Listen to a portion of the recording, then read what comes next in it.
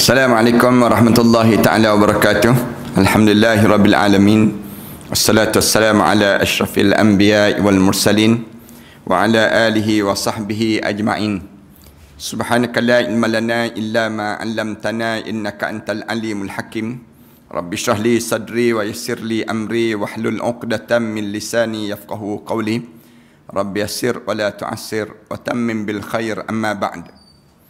Para penonton dan sahabat-sahabat yang dikasihi sekalian, pertamanya marilah sama-sama kita mengaturkan rasa syukur yang tak terhingga lagi kepada Allah di atas peluang yang Allah kurniakan lagi pada kita pada saat ini untuk kita meneruskan perbincangan dalam kitab yang telah disusun ini, Lamalah Keluargamu ke Syurga. Di antara kitab-kitab yang ringkas, tapi kita cuba untuk memahami bagaimana untuk kita memastikan diri kita, keluarga kita dan juga seluruh mereka yang bersama dengan kita untuk mendapatkan syurga Allah, yang kita sentiasa sibuk berbicara tentang nikmat-nikmat syurga yang tiada taranya dalam hidup kita ini sendiri. Dalam hidup kita ni kita rasa nikmat bila kita makan, tapi kita tak boleh lawan dengan nikmatnya dalam syurga nanti. Kita rasa nikmat waktu mana kita tidur, tapi kita tak boleh lawan rasa nikmat tidur waktu mana kita dalam syurga nanti.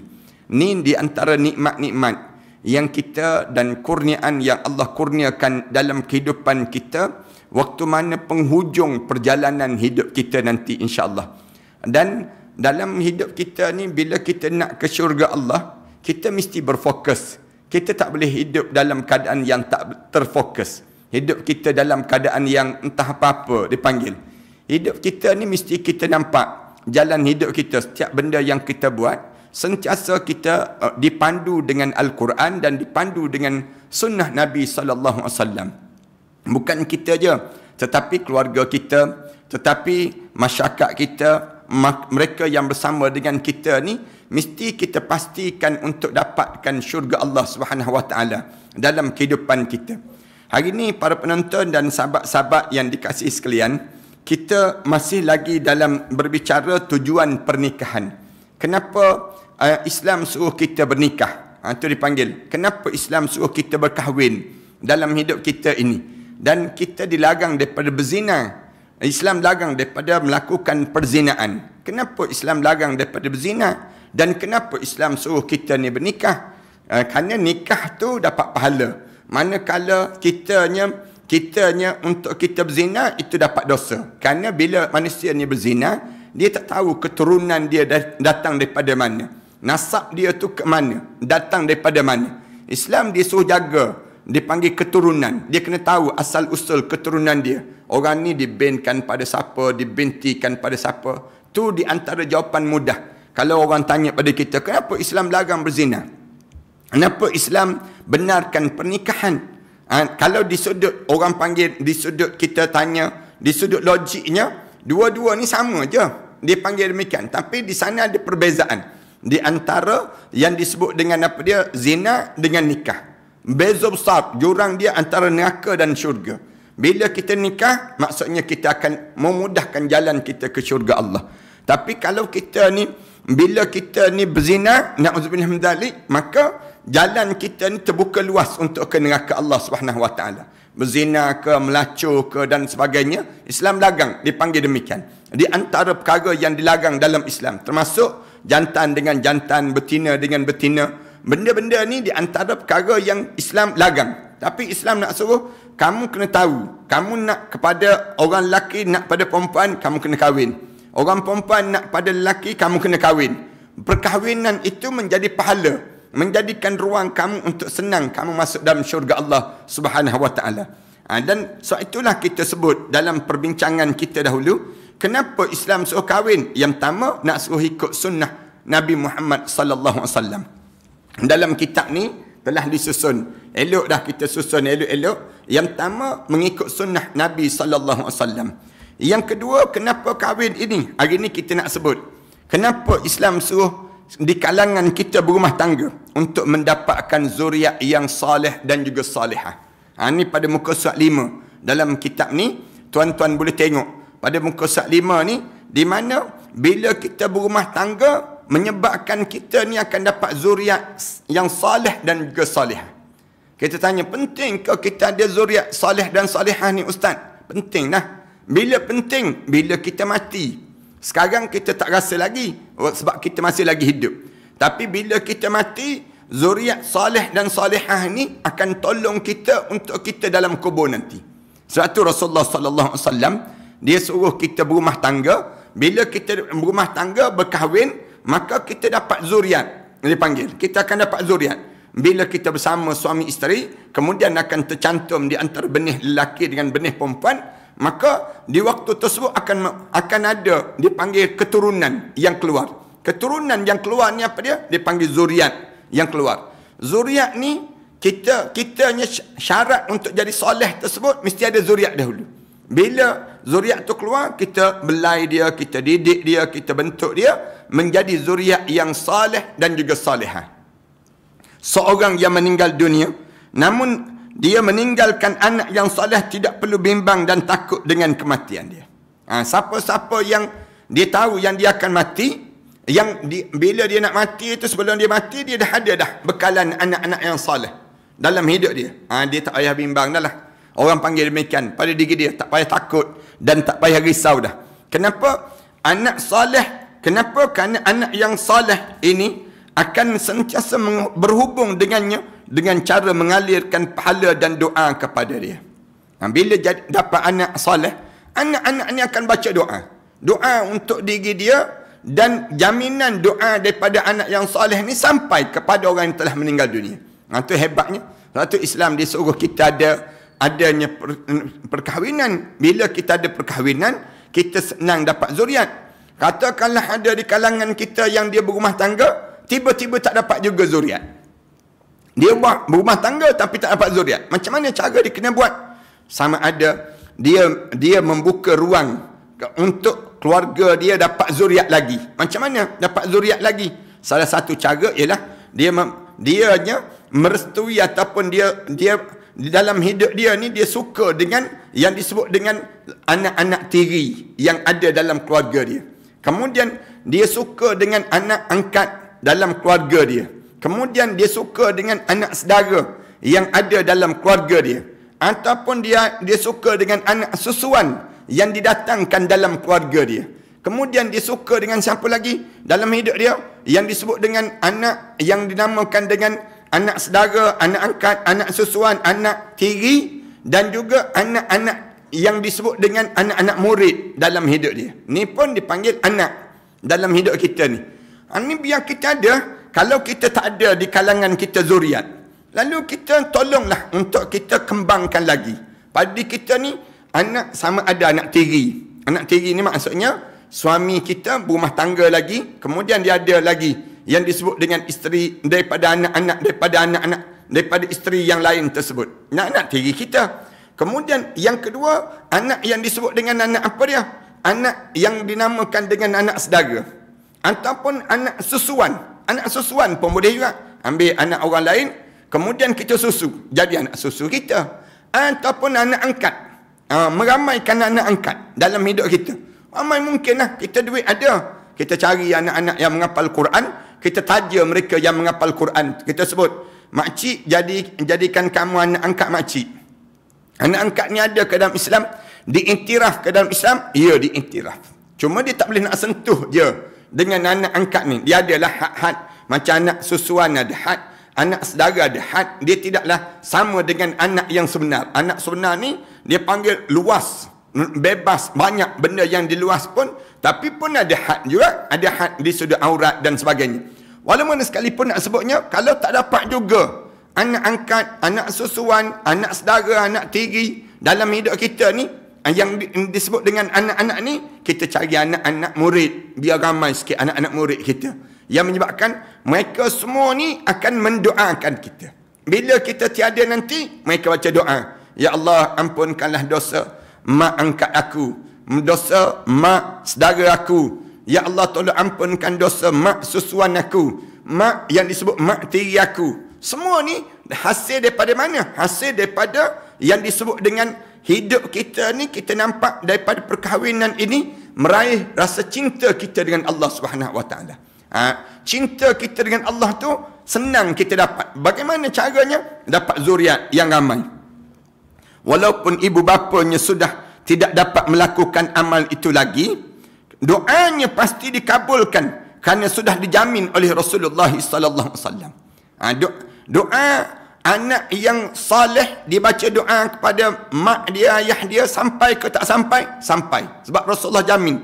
Sebagaimana sabda Rasulullah sallallahu alaihi wasallam sebut, "Idza matal insanu inqata'a amaluhu illa min thalas." Bila mati saja anak Adam ini, terputus amalan-amalan dia kecuali 3 je. 3 ni akan dipanggil saluran, dia panggil talian hayat. Orang yang berada dalam kubur dengan orang yang hidup di atas dunia ni. 3 benda ni berterusan pahala ni sampai untuk dia. Apa dia? Yang pertama, sadaqatun jariyah, sedekah yang terus mengalir hidup. Tuan-tuan ada duit, tuan-tuan jumpa dengan jawatan kuasa pembelian bangunan wakaf ni, tuan-tuan bagi kepada masjid ataupun tuan-tuan beli bangunan wakaf dan sebagainya, tuan-tuan bagi. Selagi mana bangunan ni ada, selagi itulah pahala berterusan untuk sampai pada diri kita. Tiap-tiap hari lah kita dalam kubur tu, sadaqatin jariyah, sedekah tu yang mengalir, sedekah tu hidup. Hidup ni maksudnya apa dia? Kadang-kadang kita buat masjid. Bila kita buat masjid itu sentiasa orang datang. Seramai mana orang datang dengan masjid yang kita bina tersebut, sebanyak itulah pahala yang kita dapat dalam kubur. Allah bagi pada diri kita sedaqatin jariyah.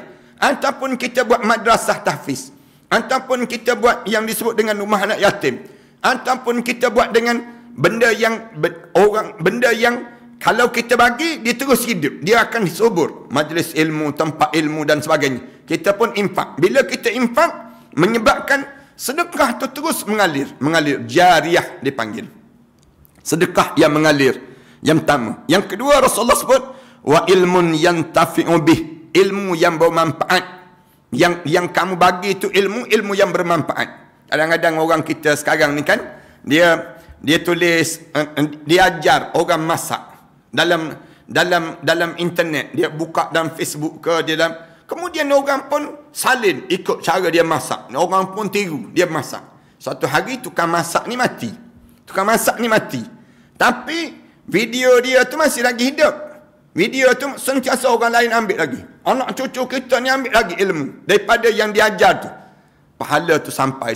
Macam saya ni, saya di tengah mengajar macam ni. Suatu hari saya ni tak ada lagi di atas muka bumi ni. Saya dah meninggal dunia dah.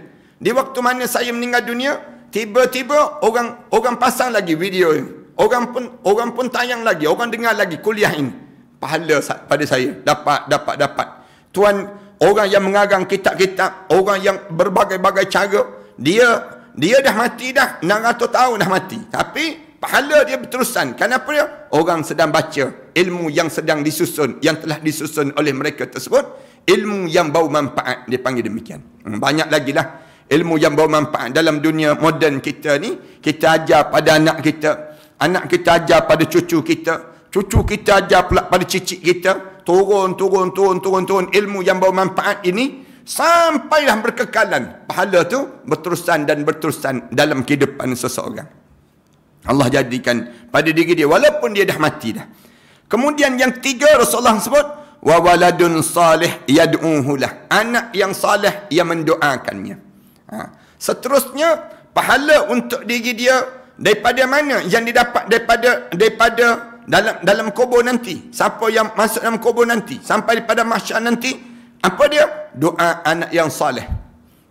Doa anak yang salih, waladun salih yad'uhu lah, anak yang salih mendoakannya. Tiap-tiap hari anak-anak yang salih ni, dia angkat tangan, dia akan sebut Rabbighfirli wali walidayya, Tuhanku ampunkan dosaku dan kedua ibu bapaku ya Allah. Warhamhuma, belah kasihanlah pada mereka berdua, kama rabbayani saghira, sebagaimana dia telah mengasihi aku waktu mana aku kecil dahulu ya Allah. Doa yang dibaca ni, bila dibaca doa-doa sebegini di kalangan anak-anak yang salih, kita dah tak ada dah, tapi ramai mana yang baca doa pada diri kita. Kebetulan anak kita 12 orang. Kebetulan anak kita lebih kurang 16 orang. Misal contohnya. Lagi ramai anak kita, lagi banyak pahala yang kita dapat. Sebab tu saya sebut tadi, jangan terhenti dengan 2 orang, 3 orang. Jangan. Tapi cari jalan, ramaikan anak-anak kita ni. Sama ada anak tiri, sama ada yang disebut dengan anak susuan, sama ada anak angkat, sama ada anak saudara, sama ada anak murid. Segala jenis demikian. Maka itu pahala yang Allah kurniakan pada diri kita. Dia mengikut turutan-turutan dah dia panggil. Sebab tu Islam suruh kahwin. Bila kamu kahwin, menyebabkan ramai zuriat kamu. Kalaupun kamu tak dapat zuriat anak sendiri, yang paling utama anak sendirilah. Dibinkan pada diri sendiri itu. Yang bila dibinkan pada diri sendiri itu, diri kita ni, maknanya dibentikan pada diri kita ni, itu tanda zuriat yang salih dan salihah pada diri kita, yang akan tolong pada kita lepas pada kematian kita nanti. 2. Yang ketiga, kenapa Islam suruh pernikahan ini terjadi? Dengan tujuan bila kamu bernikah, memeliharalah maruah diri dan nasab keturunan kamu. Seorang yang berumah tangga, dia akan terjaga maruah diri dia. Diri dia tu tidaklah, dia panggil, tidaklah jadi murah sangat. Orang boleh pandang, orang boleh tayang, orang boleh menikmati diri dia. Tak, demikian. Bila berumah tangga, dia telah meletakkan diri dia dalam maruah yang tersendiri, kemuliaan yang tersendiri. Siapa yang kamu kena jaga sangat dalam hidup kamu? Kamu jaga dengan suami kamu je. Suami jaga dengan isteri kamu je. Maknanya dalam hidup kamu, maruah diri kamu tu terjaga dalam hidup kamu bila kamu berumah tangga. Tapi kalau kamu tak berumah tangga, yang menyebabkan maruah diri kamu ni, siapa yang nak tolong jaga? Keluarga kamu tak ada, kamu seorang, sebatang kara je. Bila kamu duduk seorang-seorang, orang lelaki, dia tak berumah tangga, umur dah 40 lebih, 50 lebih, 60 lebih, tak berumah tangga juga dalam hidup dia. Di saat mana dia sebatang kara pada diri dia, maruah diri dia tak ada. Na'udzubillah min dzalik. Tu minta maaf lah kalau ada yang orang lelaki. Orang perempuan, kalau dia tak berumah tangga pun sama juga, dia tolak. Orang masuk Minang, dia tolak. Kenapa saya nak hidup menyendiri? Saya tak nak hidup dengan orang lain. Maknanya orang ni akan hilang maruah diri. Tak ada kemuliaan dalam hidup. Dia siapa yang nak tolong kawal, nak jaga diri dia? Dia nak ikut siapa dalam hidup dia? Kecuali orang perempuan tersebut, dia tunggu lamaran, dia berusaha, tiba-tiba tak dapat. Maknanya siapa yang tolong jaga maruah diri dia? Allah tolong jaga pada diri dia. Tapi kalau sekiranya dia memang tolak, masuk lelaki yang soleh pun dia tolak, ataupun dia tak ada usaha untuk nak berumah tangga pada diri dia, tak cuba dalam hidup dia untuk nak membina kekeluargaan dalam diri dia, hilang maruah diri dia, hilang maruah diri dia dan nasab keturunan dia. Matilah keturunan dia, habislah keturunan dia. Tak adalah orang nak sebut lagi. Siapa yang nak sebut lagi keturunan dia lepas pada dia mati nanti? Habis keturunan dia, dia panggil demikian. Lelaki secara fitrahnya mempunyai keinginan terhadap perempuan. Allah jadikan demikian. Mana-mana lelaki yang ada perasaan sama-sama jantan, bukan fitrah, bukan sempurna. Dia ni penyakit, dia sedang berpenyakit. Orang yang demikian. Satu, kita tak mengiktiraf transgender, kita tak mengiktiraf. Dalam Islam tak mengiktiraf perkara demikian. Biseksual pun tak mengiktiraf. Islam tidak mengiktiraf perkara demikian. Islam hanya mengiktiraf perkahwinan.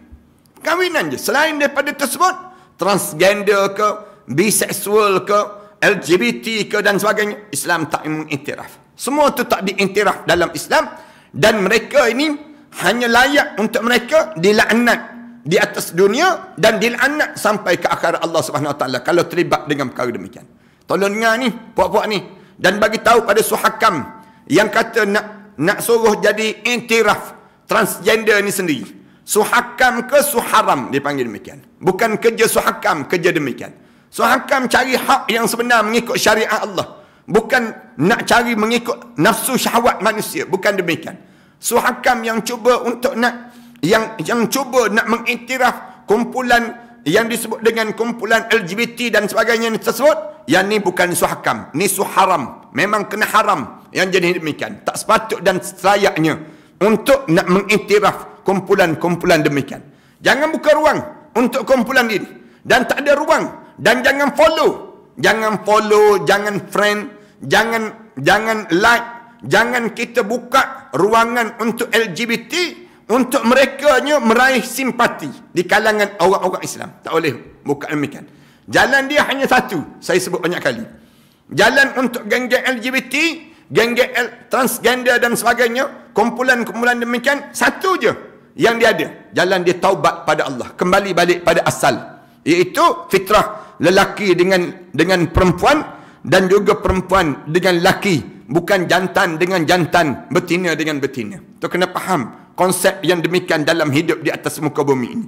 Bila kamu tak berkahwin, ataupun kamu nak kahwin jantan dengan jantan, betina dengan betina tersebut, kamu menghabiskan keturunan kamu, merosakkan keturunan dalam kehidupan kamu.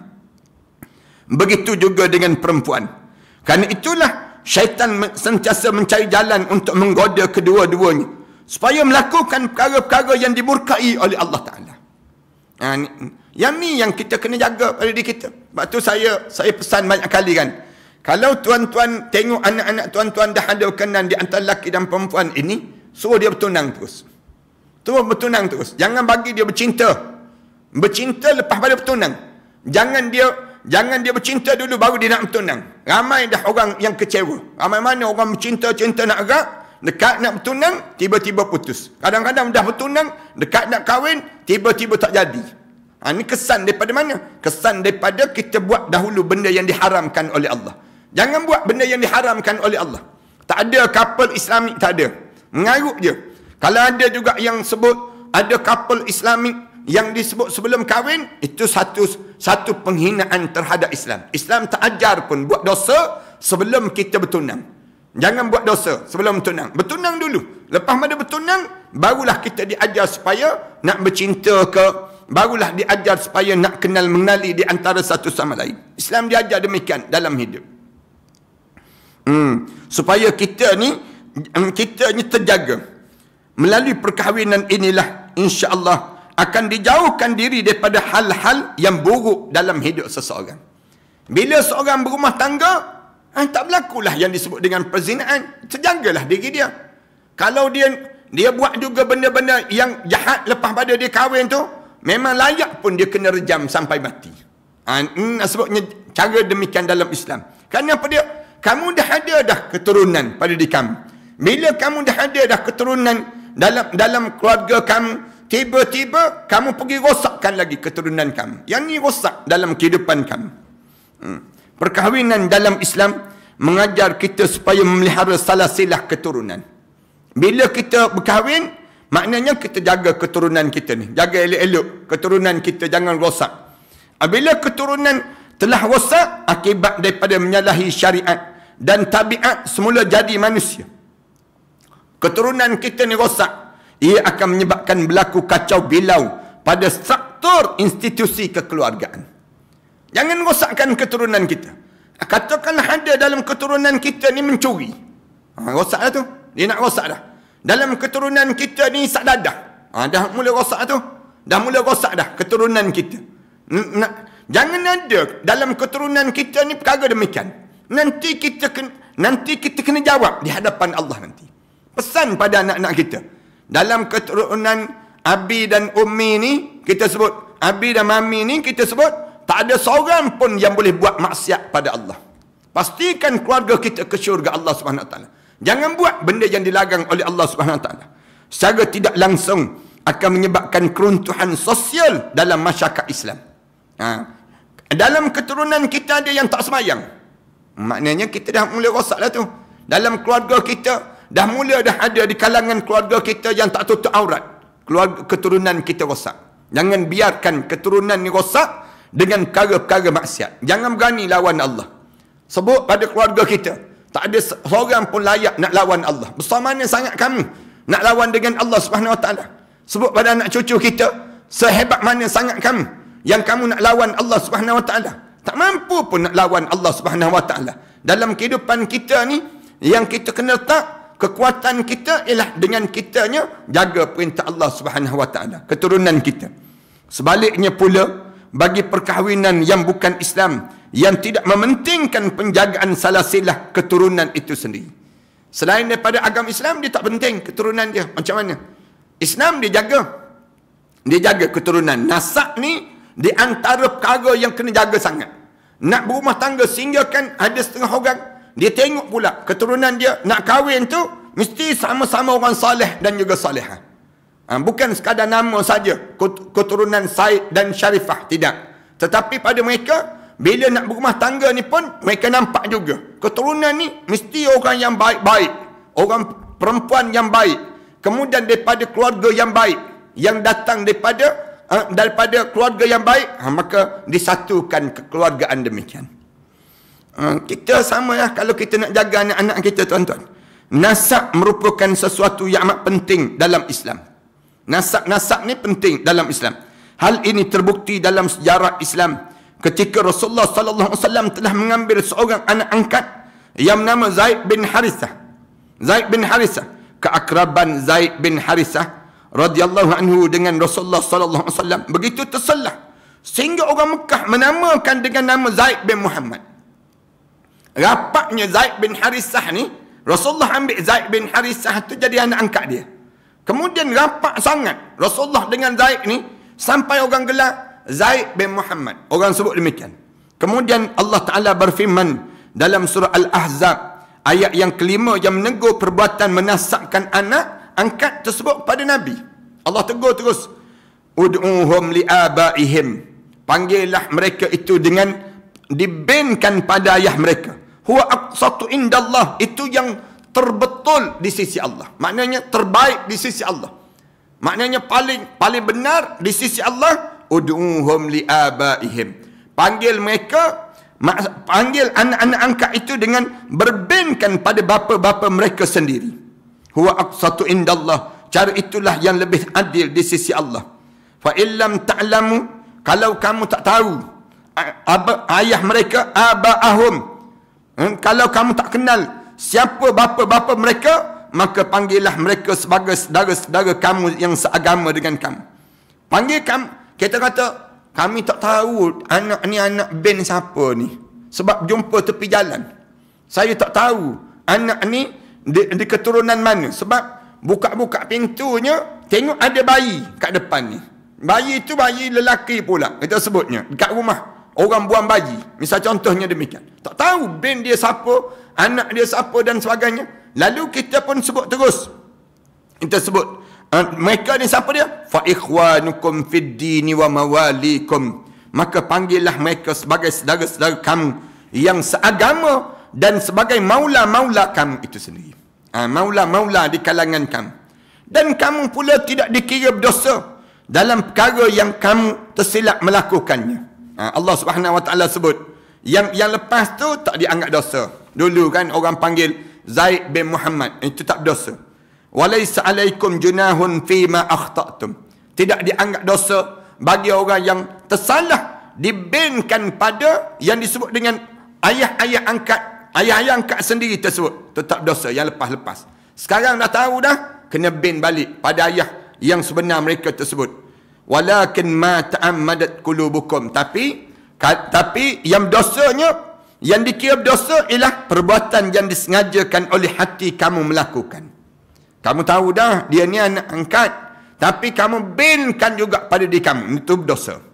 Kamu tahu dah dia ada ayah dia yang sebenar, tapi kamu sengaja nak sembunyikan pada dia biar dia besar nanti. Bila dia besar nanti, dia tak tahu ayah yang sebenar, dia tahu kamu ni ayah angkat dia. Kamu menipu. Jangan demikian. Jangan buat demikian.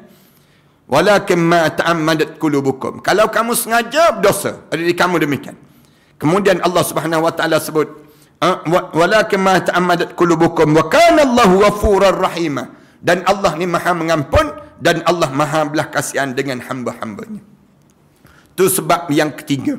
Sebab yang keempat, pernikahan ini disuruh dalam Islam. Islam suruh kahwin sangat dalam Islam.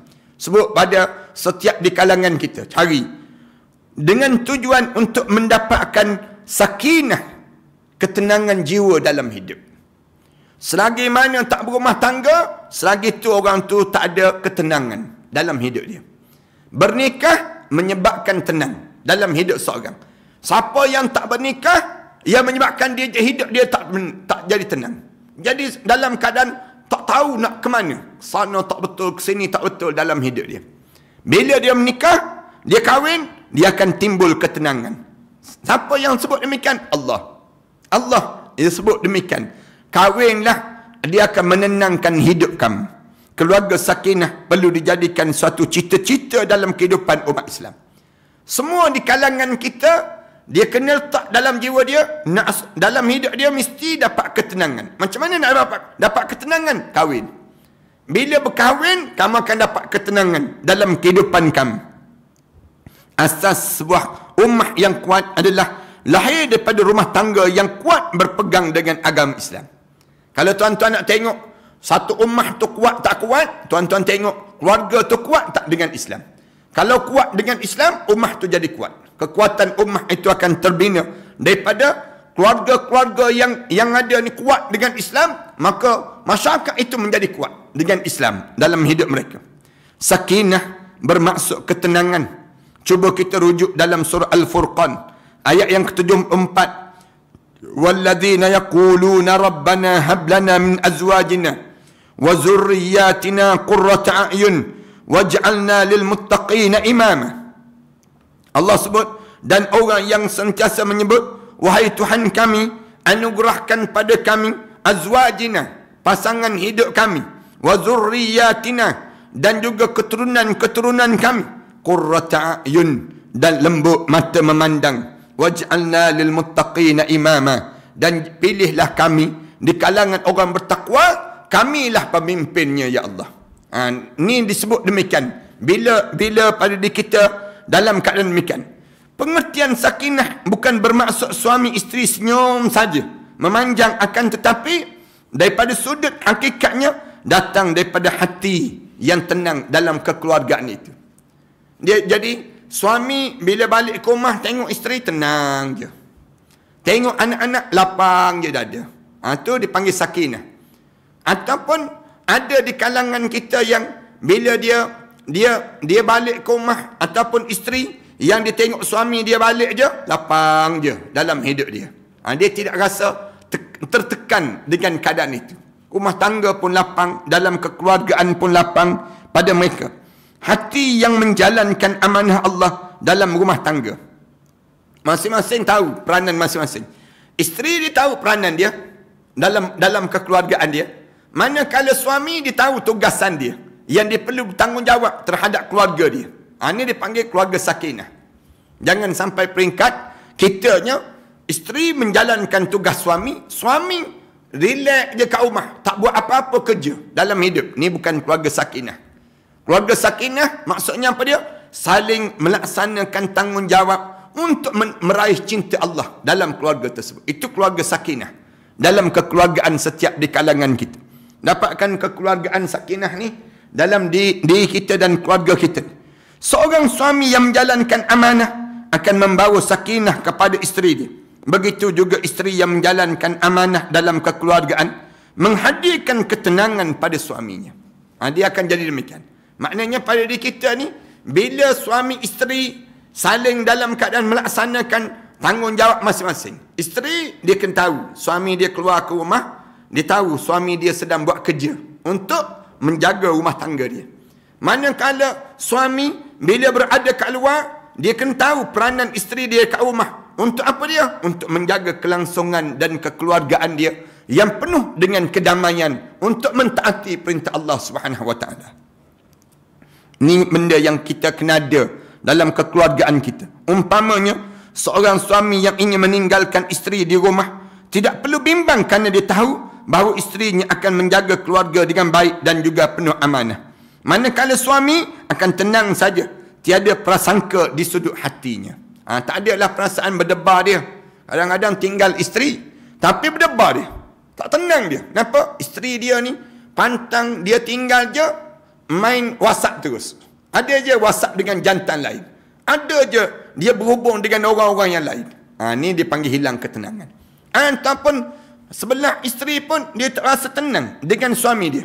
Suami dia ni pantang keluar je sikit, pegang handphone, ada je dia mula buat benda-benda yang dilarang oleh Allah Subhanahu Wa Taala. Tak tahu benda apa yang dia buat ini sendiri. Dia jadi hilang kekeluargaan yang baik dalam keluarga masing-masing ini sendiri. Ini dipanggil hilangnya ketenangan dalam kekeluargaan itu. Ini di antara perkara yang sedang berlaku dalam kekeluargaan sebahagian di kalangan kita. Yang kelima, dalam menjaga kekeluargaan ini lagi, yang kelimanya ialah menghasilkan perasaan mawaddah. InsyaAllah saya akan huraikan yang kelima ni pada perbincangan yang akan datang nanti, dan mudah-mudahan dalam perbincangan yang seketika ini saya nak buka soalan-soalan. Kalau ada yang nak tanya soalan yang nampak macam penuh dah tu, yang nak tanya soalan-soalan dan pelik-pelik di kalangan kita ni, kemudian ada yang minta supaya share doa untuk rumah tangga ni. Dalam kitab ni para haniskan ada doa yang boleh di-share. InsyaAllah kita akan baca di akhir nanti. Doa Allahumma rzuqni hubbak wa hubba man yanfa'uni hubbahu indak. Allahumma ma razaqtani mimma uhibbu faj'alhu quwwatan li fima tuhib. Ini doa kita bacalah. Mudah-mudahan saya harap supaya jemaah-jemaah yang berada kat rumah tunggu dan baca bersama. Dipanggil, mudah-mudahan doa ini tuan-tuan boleh rakam doa-doa ini, tuan-tuan amalkan dalam kekeluargaan masing-masing, insya-Allah. Termasuk dengan doa dapat zuriat, sama juga. Doa dapat zuriat ni insya-Allah saya akan baca sekali, Rabbi la tazarni fardan wa anta khairul warisin, dan kita ulang insya-Allah. Ini dalam kitab Lamalah Keluargamu ke Syurga. Ringkas je kitab ni. Dan saya kepilkan beberapa doa yang tuan-tuan para hadirin sekalian inginkan dalam kekeluargaan tu, boleh dapatkan kat sini insya-Allah. Mudah-mudahan dalam banyak doa-doa yang telah saya kongsikan bersama dalam kitab Lamalah Keluargamu ke Syurga ini, tuan-tuan yang nak pada kitab ni, tuan-tuan boleh terus ke talian 019 577 6306 577 6306 untuk kitab ni lah, insya-Allah. Kalau yang nak beli, nak bagi hadiah pada kawan-kawan dia yang nak berumah tangga dan sebagainya, saya cadangkan lebih baik bagi hadiah buku ni, kitab ni pada kawan-kawan yang nak berumah tangga. Nanti bila kita bagi hadiah macam ni dia akan menyebabkan dia tengok saja, mudah-mudahan dia akan jadi keluarga yang dibawa untuk ke syurga Allah Subhanahu Wa Taala. Boleh buka balik siaran kuliah saya ni, dan boleh dalam keadaan yang kita sama-sama untuk kita beramal dalam kekeluargaan kita, insya-Allah. Auzubillahi minasyaitonirrajim. Bismillahirrahmanirrahim. Alhamdulillahirabbil alamin. Wassalatu wassalamu ala rasul amin wa ala alihi wa sahbihi ajma'in. Rabbana iftah bainana wa bain qaumina bil haqq wa anta khairul fatihin. Rabbana atina fid dunya hasanah wa fil akhirati hasanah wa qina adzabannar. Sallallahu ala Muhammad wa ala alihi wa sahbihi wasallam. Alhamdulillahirabbil alamin.